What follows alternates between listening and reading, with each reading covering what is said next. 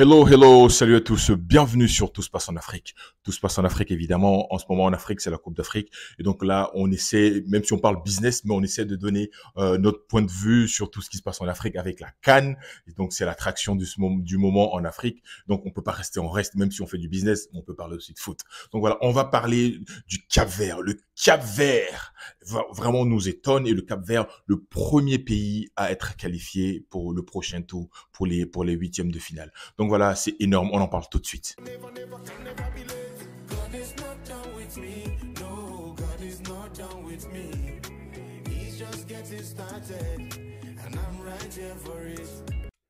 Hello, hello, bienvenue sur Tout se passe en Afrique. Je suis Christian Seri, expert immobilier, agent immobilier ici à Dallas, dans l'état du Texas. Et donc voilà, si vous connaissez quelqu'un qui déménage bientôt à Dallas, ou bien vous voulez investir dans l'immobilier ici aux États-Unis, voilà, je suis la bonne personne à contacter. Donc voilà, je serai super content de vous guider en tout ce qui concerne l'immobilier ici aux États-Unis. D'accord. Si c'est la première fois que vous vous connectez sur ma chaîne, donc vraiment, j'aimerais vous demander de donner de la force à cette chaîne. Abonnez-vous, likez, partagez et souscrivez. Et donc voilà. Et ici, on parle éducation immobilière, on parle business, on parle leadership, on parle empowerment, on parle education, surtout de l'éducation et financière, on parle de mindset. Tout se passe en Afrique. L'Afrique est le continent où tout reste à faire. Et c'est par le business, moi, je pense, qu'on puisse arriver à changer la narrative. Par le business, on peut arriver à dire notre mot dans tout ce qui est en train de se passer en Afrique. Les politiciens décident, mais quand tu as du business et que tu es fort par ton business, tu peux changer la dynamique d'un pays. Vous voyez bien ce qui se passe au Nigeria avec Aliko Dangote et puis Emiulu, la fondation Emiulu et tout ça. Ce sont des personnes maintenant que le gouvernement nigérian envoie à l'extérieur pour négocier, parce que personne ne fait confiance maintenant aux politiciens, entre guillemets, parce que les politiciens, ils vont en conférence, ça parle, on s'en fout. Mais un homme qui est entrepreneur et qui fait du business qui marche, et c'est du concret, il a les moyens de le faire. Et donc voilà, donc j'aimerais vraiment inviter à encourager tous nos frères, nos sœurs qui entreprennent de là où ils sont en Afrique. Et donc vraiment, force à vous, et puis on est ensemble. Donc voilà, ici, je voulais qu'on parle un peu du Cap-Vert. Mais avant de parler du Cap-Vert, je voulais, pour ceux qui sont en Côte d'Ivoire et qui aimeraient acheter des terrains sur Jacquesville ou sur Bassam, n'hésitez pas à rentrer en contact avec moi. Nous avons des acquisitions sur la Côte d'Ivoire, et puis on fait de la pisciculture pour ceux qui veulent acheter du poisson. Donc n'hésitez pas également à venir nous contacter pour des transactions. Donc voilà, et j'aimerais vous annoncer également que je suis le cofondateur de Business Apérocris. C'est une plateforme où les entrepreneurs du royaume se connectent pour échanger, construire un network, se mettre ensemble, se réveiller, s'encourager, de booster l'esprit d'entrepreneur qui est en nous. Et donc pour le mois de janvier là, le 27, on organise un Business Apéro Chris Talk avec Ingrid Kabongo, et viendra nous parler de comment se démarquer sur le marché lorsqu'on fait un business, comment rester comment se faire remarquer, et puis comment être à part. Voilà, dans ce qu'on fait dans le business. Comment être au top, comment être au-dessus de la mêlée. C'est le bon mot, c'est ce que je suis en train de chercher. Donc voilà, connectez-vous, ce sera samedi prochain à 11h30, heure de Paris. Donc voilà, ce sera animé par Sarah depuis Paris. Et donc voilà, venons-en maintenant au match du Cap-Vert. Donc le Cap-Vert, en tout cas moi, le Cap-Vert m'étonne. Le Cap-Vert m'étonne parce que c'est on dit oui, c'est une petite nation. Quand je dis m'étonne, elle me surprend agréablement, parce que quand tu vois le Cap-Vert en train de jouer, je sais pas moi, t'es content quoi. Les phases de jeu, il y a du dynamisme, la balle circule, ça communique ensemble, et ça circule bien.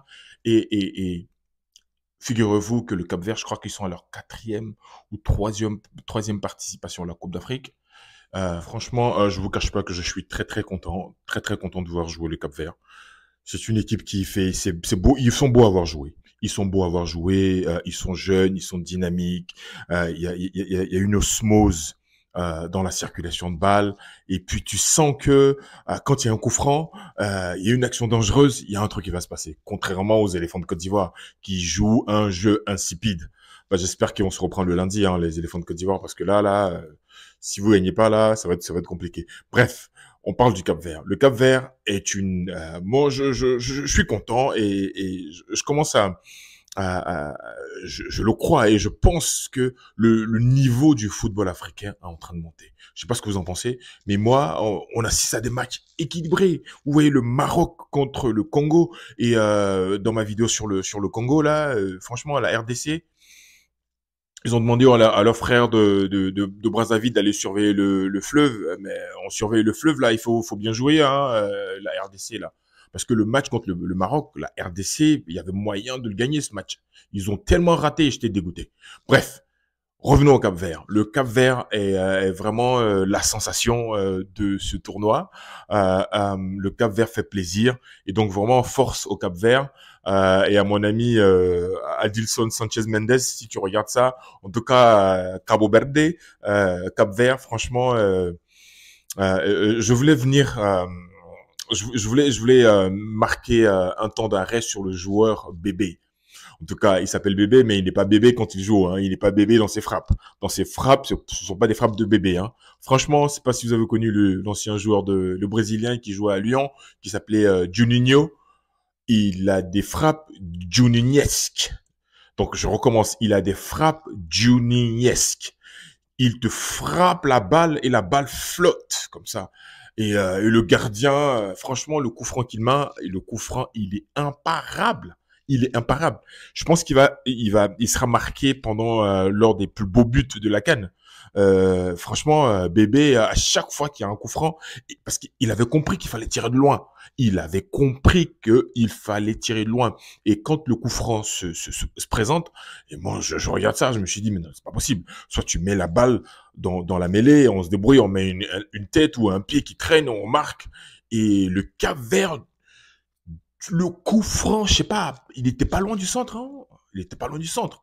La balle qui part comme ça et qui redescend rapidement. Et le gardien, à la fin, il prend le but, il était là, il expliquait à son défenseur, c'est venu comme ça, et la balle a flotté, j'ai pas vu, quoi.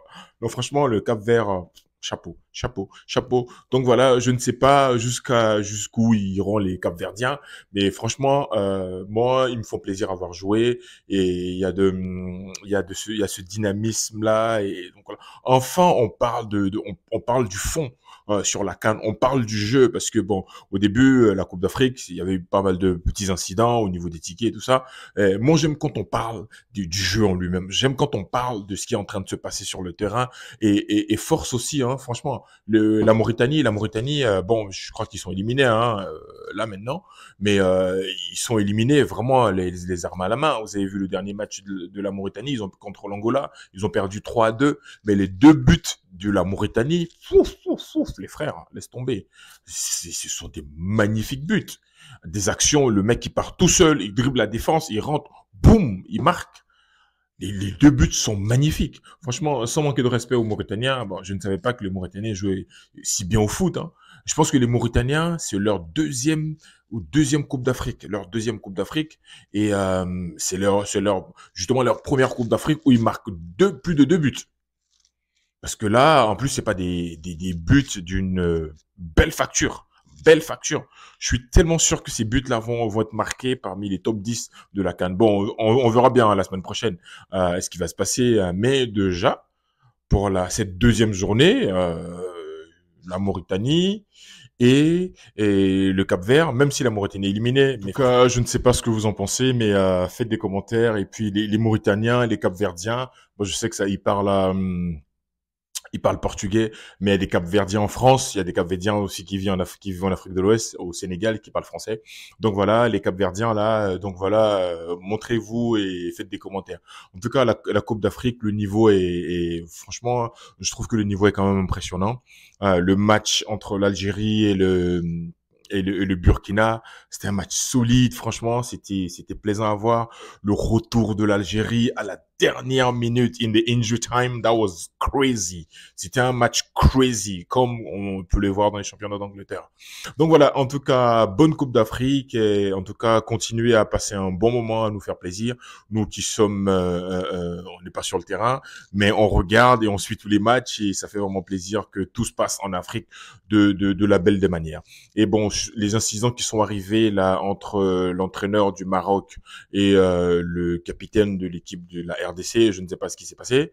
Mais en tout cas, le capitaine se serait plaint de propos désobligeants, sinon pas dire racistes. Bah, ce sont des choses que, bon, on veut pas voir. Nous sommes des Africains, on joue là et c'est la fête du football africain. Les Marocains, les Tunisiens, les Algériens, les Égyptiens, euh, euh, nous sommes tous les mêmes personnes. C'est-à-dire que nous sommes tous logés à la même enseigne. Nous sommes tous pareils. Donc voilà, et célébrons dans la dans la bonne humeur, j'allais dire la bonne entente, et puis que cela se passe vraiment, voilà, avec la paix, avec la joie, et donc voilà. Donc voilà, abonne-toi, donne de la force et à très très bientôt. Allez, bonne Coupe d'Afrique encore et pour ce lundi là, la Côte d'Ivoire, on compte sur vous les éléphants de Côte d'Ivoire, on compte sur vous, d'accord? Venez pas nous mettre la honte, les Ivoiriens là, d'accord? Vous les Ivoiriens là, mettez pas la honte. Allez, à bientôt, salut.